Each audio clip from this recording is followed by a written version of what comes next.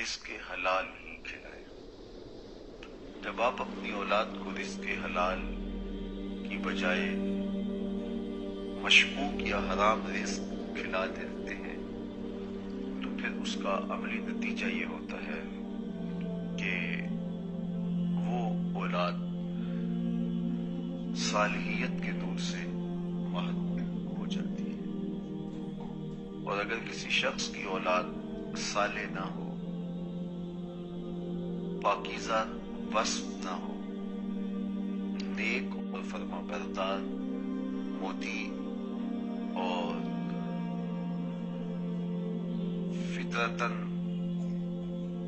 صالحیت کے ماحول میں پرورش پانے والی نہ ہو، تو ماں باپ کے لیے پھر کیا باقی بچتا ہے؟ تو اولاد کا صالح رہنا کس طرح ممکن ہے کہ وہ نیک ہو اور صالح ہو؟ یہ تبھی ممکن ہے جب آپ اپنی اولاد کو رزق حلال کھلائیں گے۔ رزق حرام کا تو سوال ہی پیدا نہیں ہوتا، رزق مشکوک سے بھی ان کو بچائیں گے۔ جب آپ اپنی اولاد کو پاکیزہ رزق دیتے ہیں تو پھر ان کی تربیت بھی ایک اچھے ماحول میں ہوگی اور ان کی فطرت کے اندر عفت، پاک دامنی، وفا، محبت، اطاعت و فرما برداری، انقیاد اور یہ سارے اوصاف حمیدہ جو آپ دیکھنا چاہتے ہیں انہیں آپ دیکھ پائیں گے۔ اور اگر آپ اپنی اولاد کو حرام رزق دیتے ہیں تو حرام رزق سے پلا ہوا بدن کبھی بھی وہ نتائج نہیں دے سکتا جو آپ چاہتے ہیں۔ اسی طرح اگر آپ کا رزق پاک ہے، اپنا رزق، تو اس کے اثرات بھی آپ کی اولاد پر مرتب ہوتے ہیں۔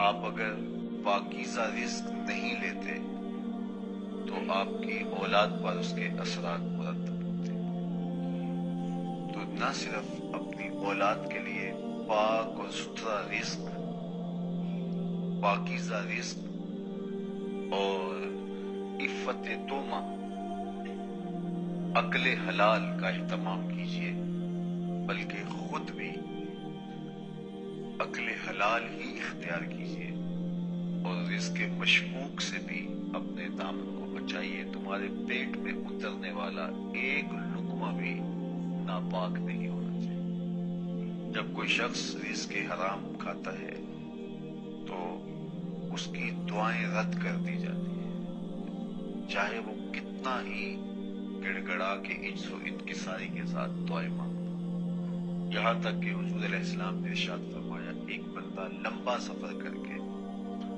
کعبۃ اللہ کے سامنے کھڑا ہے، اس کے بال گرد سے اٹے ہوئے ہیں، اس کا لباس بتا رہا ہے کہ یہ لمبا طویل سفر کاٹ کے آیا ہے، یہ مد یدیہ، اور وہ اپنے ہاتھ بھی لمبے لمبے کر کے دعا مانگتا ہے، وَمَطْعَمُهُ حَرَامٌ وَمَشْرَبُهُ حَرَامٌ وَمَلْبَسُهُ حَرَامٌ وَغُذِّيَ بِالْحَرَامِ، اس کا کھانا حرام کا ہے، اس کا پینا حرام کا ہے، اس کا بدن حرام کے رزق سے پلا ہے، اس نے جو لباس پہنا ہے وہ حرام کی کمائی کا ہے۔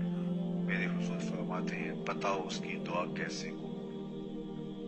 کھڑا کہاں ہے؟ کعبۃ اللہ کے سامنے، سفر کاٹ کے آیا ہے، اذیت صحیح ہے، یمد یدیہ، دونوں ہاتھوں کو لمبا کر کر کے دعائیں مانگتا ہے، کعبۃ اللہ کے سامنے کھڑا ہے، غلاف کعبہ سے لپٹ رہا ہے، ملتزم سے لپٹ رہا ہے،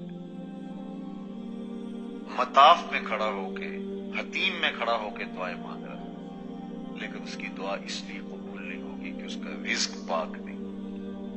رزق پاک نہ ہو تو دعا قبول نہیں ہوتی، بلکہ ایسے شخص کے حق میں جو لوگ دعائیں مانگتے ہیں، اللہ کے نیک بندے، نیک بندوں کی دعاؤں سے بھی اس کا حصہ نکال دیا جاتا ہے۔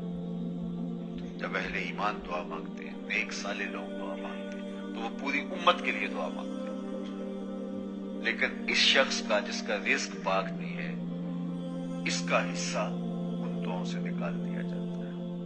یہ کتنی بڑی محرومی ہے کہ اس کا جو عرش کے ساتھ ربط تھا وہ ہی کٹ گیا، رزق کی ناپاکیزگی کی وجہ سے مالک سے ربط ہی کٹ گیا، ڈائریکٹ بھی اور انڈائریکٹ بھی۔ نہ اس کی اپنی دعا قبول ہوتی ہے اور نہ اس کے حق میں کوئی دعا کرے تو قبول ہوتی ہے۔ قصور کیا ہوا کہ اس نے اپنے پیٹ میں حرام لقمہ اتارا ہے، اس کا پیٹ حرام سے پلا ہے، اس کا بدن حرام سے پرورش پایا ہے، اس کے بدن پہ لباس کے تار و پود حرام سے ہیں، لہذا اس کی دعائیں قبول نہیں ہوگی اور یہ راندہ درگاہ الہی ہو گیا۔ تو رزق کی پاکیزگی کا اہتمام آپ کریں گے تو آپ اپنے رب کی قربت پائیں گے۔ میرے پاس دنیا کے مختلف ممالک سے لوگ آتے بھی ہیں اور میں بھی پوری دنیا پہ آنا جانا رکھا ہوا ہے، تو بہت سارے لوگوں کی آرزو ہوتی ہے کہ آپ سے روحانی انتصاب قائم کیا جائے۔ تو جب بھی کوئی شخص طریقت کے دائرہ میں داخل ہونا چاہتا ہے تو میں اس سے ایک بات ضرور کہتا ہوں، 5-6 باتیں خاص طور پہ کہتا ہوں، اور ایک بات آپ میں سے جو میرے سے روحانی طور پہ وابستہ ہے انہیں تو معلوم ہے، باقیوں کے لیے بھی ایک بات ضرور کہتا ہوں کہ اگر رزق پاک نہیں ہوگا تو باطن کبھی بھی روشن نہیں ہوگا۔ یہ بات ذہن میں رکھیے، باطن کی روشنی کے لیے شرط ہے کہ آپ کا رزق پاک ہو۔ رزق اگر پاک نہیں ہے تو باطن میں کبھی بھی نور نہیں اترے گا۔ آپ جتنے بھی چلے کاٹیں، جتنی بھی عبادتیں کریں، جتنی بھی ریاستیں کریں، لمبے لمبے سجدے کریں، بار بار حج و عمرے کریں، اگر رزق پاک نہیں کرتے تو پھر باطن کبھی بھی روشن نہیں ہو سکتا، من میں کبھی بھی چراغاں نہیں ہو سکتا۔ باطن کو روشن کرنے کا سبب یہ ہے کہ آپ کا رزق پاک ہو، عفت و طعمہ، آپ کا لقمہ پاک ہو، عقل حلال اور کسب حلال آپ کا شعار زندگی ہو۔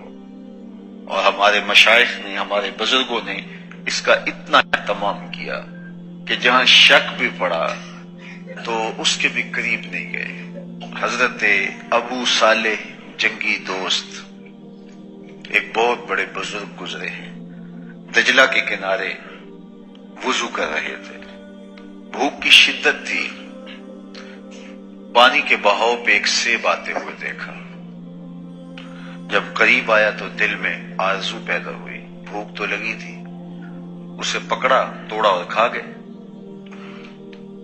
جب سیب کھا چکے تو دل میں خیال آیا یہ تو میرا تھا ہی نہیں، یہ تو پانی میں بہتا ہوا جا رہا تھا، مالے لکھتا تھا، میرا تو تھا ہی نہیں، تو میں نے کیوں کھا لیا؟ اب پریشانی بن گئی، پیٹ میں اتر چکا ہے۔ اب جدھر سے سیب آیا تھا بہتا ہوا، جس سمت سے، اس سمت سفر شروع کر دیا۔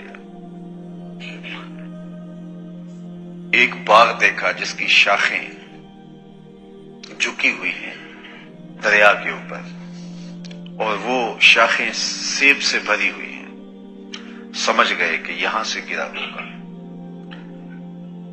چونکہ یہ دجلہ جو ہے اس کے کنارے بہت زیادہ باغات واقع ہیں، اس کو ام البساتین بھی کہتے ہیں، باغوں کی ماں، دجلۃ الخیر، ام البساتین۔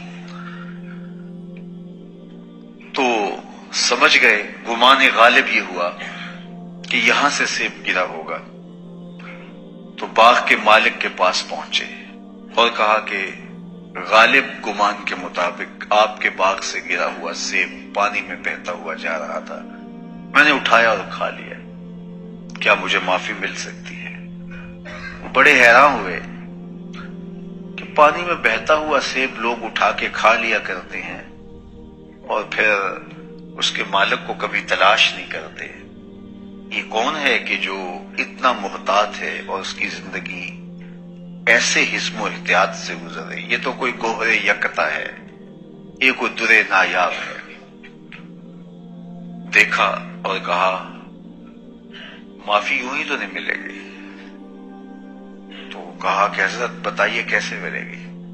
فرمایا 12 سال تک میرے باغ کی گوڈی کرنی پڑے گی، اس باغ کو پانی دینا پڑے گا۔ کہا اس کے بعد معافی مل جائے گی؟ کہا ایک شرط اور ہوگی، اس کے بعد معافی ہوگی۔ کہا ٹھیک ہے۔ 12 سال باغ کی گوڈی کرتے رہے، خدمت میں لگے رہے۔ 12 سال گزرنے کے بعد ایک دن شیخ عبداللہ صومعی نے، جو باغ کے مالک تھے، کہا ابو صالح سیب توڑ کے لاؤ۔ تو وہ سیب توڑ کے لائے تو وہ کچے تھے۔ کہا تم 12 سال ہو گئے باغ میں کام کرتے ہوئے، تمہیں پتہ نہیں سیب کچے کون سے ہوتے ہیں پکے کون سے؟ کہا حضرت ایک سیب کی سزا کاٹ رہا ہوں، اس دن سے آج تک نظر اٹھا کے بھی نہیں کبھی دیکھا۔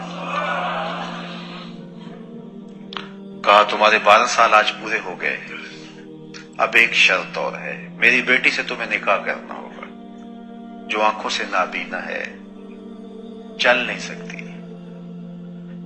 بول بھی نہیں سکتی، سننے سے بھی قاصر ہے۔ کہا اس کے بعد تو معافی ہوگی؟ کہا ہاں۔ کہا میں قبول کرنے کے لیے تیار ہوں۔ اللہ اکبر، نکاح ہو گیا۔ جب حجلہ عروسی میں داخل ہوئے تو واپس اتنی تیزی سے پلٹے کہ سر پہ چوٹ لگی اور خون بہنے لگا۔ باہر شیخ عبداللہ صومعی تھے۔ کہا کہ بیٹے کیا ہوا؟ کہا ایک غلطی کی سزا 12 سال کاٹی، دوسری غلطی ہونے لگی تھی، آپ نے جس نشانی کی لڑکی سے میرا نکاح کیا تھا یہ وہ تو نہیں ہے، یہ تو کوئی اور ہے، یہ تو صحیح الحواس ہے،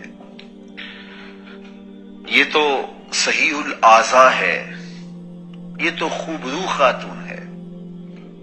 کہا کہ یہی تمہاری بیوی ہے، لیکن آنکھوں سے نابینی اس طرح ہے کہ اس نے آج تک کسی غیر محرم کو نہیں دیکھا۔ میں نے کہا کہ پاؤں سے چل نہیں سکتی، تو اس کا مطلب یہ ہے کہ آج تک وہاں چل کر نہیں گئی جہاں میرا رب اسے دیکھنا نہیں چاہتا۔ یہ گونگی اس طرح ہے کہ آج تک اس نے غیر محرم سے کلام نہیں کیا۔ یہ بہری اس طرح ہے کہ غیر محرم کی آواز نہیں سنی۔ حضرت شیخ ابو صالح جنگی دوست اور حضرت عبداللہ صومعی کی اس بیٹی سے اللہ نے ایک بیٹا عطا کیا، جسے دنیا حضرت سیدنا غوث اعظم شیخ عبد القادر جیلانی کہتی ہے۔ جب مائیں ایسی پاک تینت اور پاک کمال اور حیا اور پردے کی خوگر ہوں اور باپ اتنے صالح ہوں، ایک سیب کھانے کی پاداش میں 12 سال سزا کاٹیں کہ میرا جرم معاف ہو جائے، تو پھر بیٹے غوث اعظم نہیں ہوں گے تو کون ہوگا؟ ماؤں کا اثر ہوتا ہے اولاد میں، باپ کا دیا ہوا لقمہ اور کھایا ہوا لقمہ اس کا اثر ہوتا ہے اولاد میں۔ تو پھر زمانے نے دیکھا حضرت غوث اعظم رضی اللہ تعالی عنہ نے کیسے معاشرے کو بدل کے رکھ دیا۔ محی الدین کے نام سے زمانہ انہیں جانتا ہے اور انہیں واقعی دین کی مردہ قدروں کو زندہ کیا۔ آج بھی حضور غوث اعظم، بلکہ آج کل عرس لگا ہے ان کا، انشاءاللہ اللہ نے چاہا تو 2-3 دن کے بعد انشاءاللہ 2-4 دن کے لیے ہم بھی وہاں ہوں گے، ان کی مرکز نور کو، تربت رحمت کو زیارت، ان کی تربت رحمت کی زیارت سے مالا مال ہوں گے۔ سعادتوں بھرے یہ لمحے اللہ آپ سب کو نصیب کرے۔ اور ایک میلہ سا لگا ہے، عرب بھی آ رہے ہیں، عجم بھی آ رہے ہیں، دنیا کے کونے کونے سے لوگ آ کے بغداد شہر دی کیے نشانی، اونچیاں لمیاں چیراں ہوں، اللہ اے تن میرا پرزے پرزے جیوں ترزی دیاں لیرا ہوں، انہاں لیراں دی گل کفنی پا کے تے میں رلساں سنگ فقیراں ہوں، بغداد شہر دے ٹکڑے منگساں تے کرساں میرا میرا ہوں۔ شہنشاہ اور کج کلا اس چوکھٹ پہ ہاتھ باندھے کھڑے ہوتے ہیں، کیا مناظر ہوتے ہیں، کیا محبت نامے اور کیا عقیدتوں اور نور و نکہت کا ماحول۔ زندگی انہوں نے اللہ اس کے رسول کے نام پہ لگا دی، آج مرنے کے بعد بھی زندہ۔ فقیر نام تنا دا باہو قبر جنا دی چیزیں ہو. دنیا پہ کتنے آئے چلے گئے، آج دنیا ان کا نام بھی نہیں جانتا. بغداد کے عالی مرتبت حکمران جگہ طوطی بولتا تھا، آج کہاں ہیں؟ آج ان کی قبروں کے نشان بھی ہمیں نہیں ملتے. لیکن یہ قبریں زندہ ہیں، ان قبروں کی مٹی سے بھی روشنی نکل رہی ہے. تو جب رزق پاک ہوگا تو پھر صالح اولاد نصیب ہوگی. تو رزق کو پاک کرنے کا اہتمام کیجیے. ہمارے بزرگ معمولی شک پہ حلال کو بھی چھوڑ دیتے تھے، اور اصول یہ ہے جو میرے حضور نے بیان فرمایا، ان الحلال بین و ان الحرام بین. حلال بھی واضح ہے اور حرام بھی واضح ہے. یہ حلال ہے، یہ حرام ہے. وبینہما امور مشتبہات، حلال اور حرام کے درمیان کچھ شبہ والی چیزیں ہیں. فرمایا جو شبہ میں پڑ گیا وہ حرام میں پڑ گیا. تو اپنے آپ کو حرام سے بچائیں. قرب قیامت کے فتنوں سے یہ ایک فتنہ بیان کیا گیا کہ لوگ مال کمانے میں لگ جائیں گے اور یہ نہیں سوچیں گے امن الحلال امن الحرام، کہ یہ جو ہم کما رہے ہیں یہ حلال سے ہے یا یہ حرام سے ہے.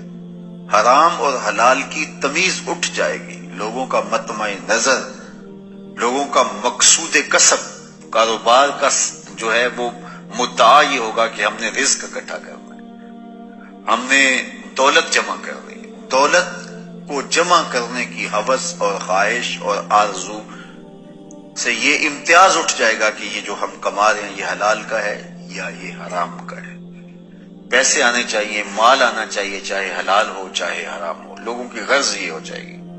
جب غرض یہ بن جائے گی کہ ہمیں مال ملنا چاہیے تو پھر نتیجہ کیا ہوگا؟ پھر نتیجہ یہی ہوگا کہ برکت اٹھ جائے گی. دیکھیے کثرت اور چیز ہوتی ہے، برکت اور چیز ہوتی ہے. رزق کی کثرت یہ کوئی چیز نہیں ہے، رزق کی برکت بڑی چیز ہے. تو اللہ سے رزق مبارک طلب کیا کرو. اللہ دے، بہت زیادہ دے، لیکن برکت والا دے. برکت والا تھوڑا بھی کافی ہوتا ہے، اور جس میں برکت نہ ہو وہ زیادہ بھی تھوڑا ہوتا ہے. تو کثرت کچھ نہیں ہے، برکت سب کچھ ہے.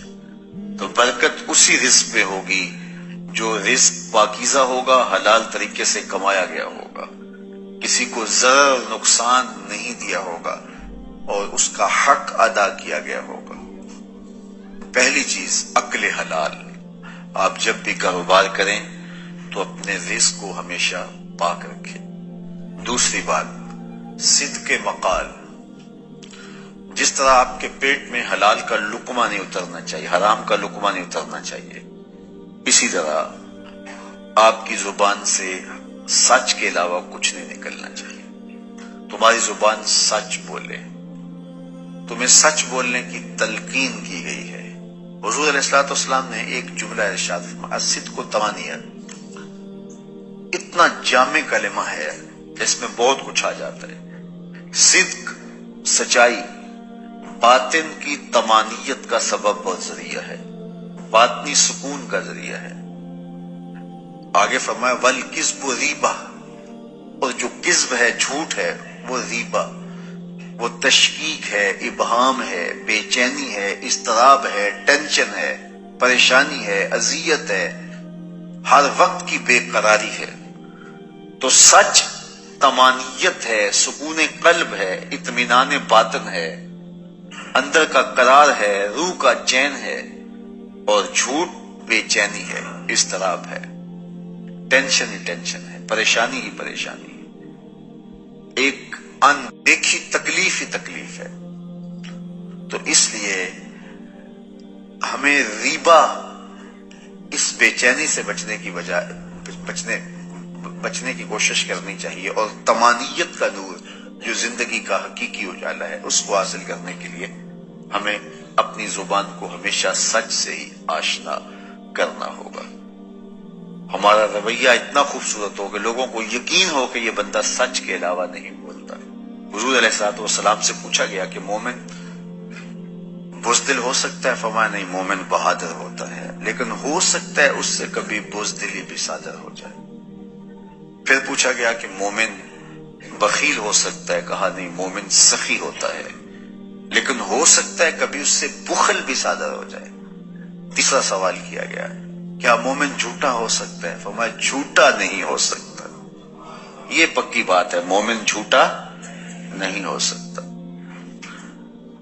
ایک حدیث پاک میں آتا ہے جب کوئی شخص جھوٹ بولتا ہے تو اس کے منہ سے بدبو نکلتی ہے، جس کو عام لوگ تو نہیں سونگھ سکتے، لیکن اللہ کے رحمت کے فرشتے سونگھتے ہیں اور وہ 1 میل دور ہٹ جاتے ہیں۔ اگر وہ دوبارہ جھوٹ بولتا ہے تو پھر اس کے منہ سے بدبو نکلتی ہے، 1 میل اور پیچھے ہٹ جاتا ہے۔ اور ہم اگر جھوٹ بولتے رہیں تو رحمت کے فرشتے ہم سے پیچھے ہٹتے رہتے ہیں۔ پھر اندازہ کرو کہ فرشتے کہاں تک جا چکے ہیں اگر ہماری زندگی جھوٹ سے بھری ہوئی ہے۔ تو جب ہماری اطراف میں رحمت کے فرشتے نہیں ہوں گے تو ہم ہر وقت بے چین رہیں گے جھوٹ کی وجہ سے، اور جب ہم رحمت کے فرشتوں کے جرمٹ میں رہیں گے تو ہم قرار، سکون اور طمانینت میں رہیں گے۔ میں اور آپ ہر وقت کہتے ہیں کہ ہماری پریشانی کا سبب یہ ہے، وہ سبب ہوں گے جو ہم سمجھتے ہیں، لیکن ہماری پریشانیوں کا بہت بڑا سبب ہمارا جھوٹ بولنا ہے، قرار قلب کا نصیب نہ ہونا، طمانینت باطن کا نہ ملنا، ہر وقت ٹینشن ہی رہنا، پریشانیاں ہی رہنا، اذیتوں میں مبتلا رہنا، بے چین رہنا، بے قرار رہنا، دکھوں میں مبتلا رہنا، حالات کی تلخیاں سنگینیاں کبھی دور ہی نہ ہوں، اس کا سبب یہ ہے کہ ہماری زندگی میں جھوٹ ہے۔ اور اگر ہماری زندگی میں سچ ہے تو ہمیں قرار باطن کیوں نصیب نہیں ہوگا؟ یہ میرے حضور نے کہا ہے، صدق و طمانیہ، صدق طمانیت قلب کا سبب ہے، قرار جاں کا سبب ہے، باطن کے اجالے ہیں، اندر کی روشنیاں، یہ تمہیں قرار دے گا۔ تو اس لیے ہمیں اپنی زندگی میں ہمیشہ سچ ہی بولنا چاہیے۔ آئیے اس کہانی کو بھی اسی انداز میں دیکھتے ہیں، اپنے اسلاف اور اپنے بزرگوں کی زندگیوں کو ٹٹولتے ہیں۔ حضرت غوث اعظم شیخ عبد القادر جیلانی علیہ رحمہ و رضوان، آپ سفر پہ جاتے ہیں تو ڈاکو پڑتے ہیں، سب کی تلاشی ہوتی ہے، آپ چونکہ کم عمر تھے تو سرسری سی تلاشی لے کے آگے آپ کو بھیجنے لگتا ہے ڈاکو۔ تو ساتھ ہی پوچھتا ہے تمہارے پاس کچھ نہیں؟ کہا نہیں، میرے پاس 40 درہم ہے۔ تو وہ رک گیا، کہاں ہے؟ کہا یہ آستین میں سی ہوگی۔ تلاشی لی تو واقعی 40 درہم تھے، اپنے سردار کے پاس لے جاتا۔ یہ بڑا عجیب سا بچہ ہے، لوگ ڈاکوؤں سے مال چھپاتے ہیں اور اس نے مجھے بتایا ہے۔ تو وہ بھی حیرت زدہ ہو کے پوچھتا ہے یہ کیا کہانی ہے؟ لوگ تو ڈاکوؤں سے مال چھپاتے ہیں اور تمہاری تلاشی ہو گئی تھی، تمہیں آگے بھیجتے بھیجتے اس نے بس پوچھ لیا تمہارے پاس بھی کچھ ہے؟ تو تم نے بتا دیا 40 درہم میں، تم خاموش رہتے یا کہتے نہیں میرے پاس کچھ نہیں ہے؟ کہا میری ماں نے رخصت ہوتے ہوئے میری آستین میں یہ 40 درہم سیے تھے اور ساتھ وصیت کی تھی، بیٹا زندگی میں کبھی جھوٹ نہیں بولنا۔ میں ماں کے عہد پہ کھڑا ہوں، ماں نے مجھ سے عہد لیا تھا، اس عہد پہ کھڑا ہوں۔ اللہ اکبر۔ اب وہ ڈاکوؤں کا سردار سجدے میں سر رکھ دیتا ہے، مالک یہ بچہ ہو کہ تیرے عہد، تیری اپنی ماں کے عہد پہ کھڑا ہے اور میں تیرے عہد پہ کھڑا نہیں ہو رہا۔ حضرت غوث اعظم کے ہاتھ پہ سب سے پہلے توبہ کرنے والے یہ ڈاکو لوگ تھے۔ جب آپ سچ بولتے ہیں تو اللہ اس سچ کی برکت سے نور دلوں میں پیدا کرتا ہے۔ مجھے یہ بتائیے، حضرت غوث اعظم رضی اللہ تعالیٰ عنہ نے سچ بولا، اور سچ کیا بولا کہ میری آستین کے اندر چند درہم ہے۔ اس کی برکت یہ ہوئی کہ مدتوں سے لوگوں کا مال لوٹنے والے راہزن، ڈاکو، چور، لٹیرے، ان کے سینے میں ایمان کا چراغاں ہو گیا، توبہ کا نور آ گیا۔ یار وہ سچ بولیں تو دوسروں کے سینوں کے اندر چراغ علم روشن ہوتا ہے، نور رحمت آتا ہے، ایمان کا، ہدایت کا نور پیدا ہو جاتا ہے۔ تو جو سچ بول رہا ہے اس کے اپنے سینے میں کتنا نور پیدا ہوتا ہے۔ ये तो उनकी बरकत से दूसरों के सीने में नूर पैदा हुआ, उनके सच की बरकत से ऐसा नूर फैला कि जो अतराफ में खड़े थे वो भी महरूम न रहे। तो जो खुद सच बोलने वाला है उसके अपने अंदर कितना चरागां हुआ होगा। तो जब आप सच बोलते हैं तो आपकी बात दिलों में उतरती है, आपकी बात रूहों में असर करती है। आप जानते हैं मेरे और आपके आका मौला लोगों को तबलीग बाद में करना शुरू की, सादिक और अमीन हुजूर को पहले लोग कहते थे।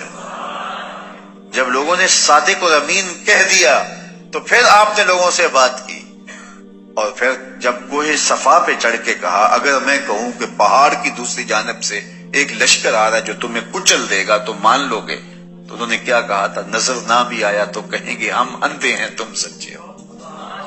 इतना यकीन है, इतना यकीन है। अल्लाह अकबर। तो साहिब अपनी जिंदगी में सच शामिल कीजिए, अपने शबो रोज के अंदर सच शामिल कीजिए। तुम बोलो तो किसी को गुमान भी ना हो कि ये झूठ बोल रहा है, लोगों को यकीन और इज़ान हो कि ये सच के अलावा नहीं बोलता, और फिर देखना कि तुम्हें उसकी बरकतें कितनी नसीब होती हैं और उनको उसकी बरकतें कितनी नसीब होती हैं। और एक बात और करूंगा, जब लोगों का तुम्हारे ऊपर एतबार कायम हो जाए और लोग ये समझें कि ये बंदा सच के अलावा नहीं बोलता, तो फिर कितनी ज्यादती होती है कि तुम झूठ बोलो। जब लोगों को ये यकीन हो जाए कि ये बंदा बोलता ही सच है, ये झूठ नहीं बोलता, तो लोगों को जब मुख्तलिफ जराए से या किसी वजह से ये यकीन पैदा हो जाता है और तुम झूठ बोलो, लोग उसको सच समझ रहे हो, तो ये कितना बुरा अमल होता है कि तुम लोगों के एतमाद को ठेस पहुंचा रहे हो, तुम लोगों का भरम तोड़ रहे हो।